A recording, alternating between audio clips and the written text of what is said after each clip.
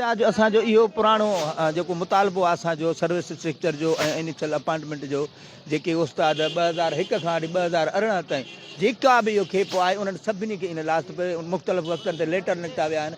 असां था चऊं त इहा जेका हुननि ग़रीबनि सां नाजाइज़ी न थिए ऐं जेको आहे सर्विस सेक्टर असांजो हक़ु आहे। मुख़्तलिफ़ खातनि में सभिनी में प्रमोशन वग़ैरह थियनि था पिया, असांजो बि राइट आहे। इन जे लाइ असां एहतिजाज जे लाइ वियासीं। हाणे जेको ताज़ो उते वियासीं त असांखे इहो चयो वियो तव्हां तसली कयो, तव्हां 15 ॾींहंनि में तव्हांखे पनो मिलंदो।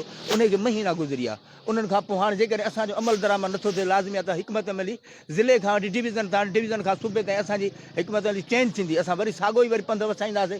असां ग़रीब उस्ताद छा करे सघंदासीं? वरी बि असांजो एहतिजाज जहाज मुतालमे जे हल लाइ वरी बि असां उॾाई वेंदासीं।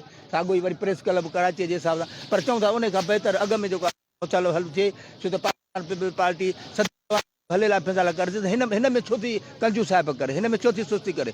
बहितर आहे त असां वोटर बि उनजा पाकिस्तान पीपल पार्टी सभु असांजा सिंधी चेयरमैन साहिबु ऐं जेके बि CM वग़ैरह आहिनि, बिलावल भुट्टो ज़रदारी साहिबु, इहे सभु जेकॾहिं इन में दिलि त असांजो मसइलो त मिंटनि जो हल थी सघे थो। असांजी गुज़ारिश इहा आहे, आज़ाना गुज़ारिश त असां हिन में अमल कयूं।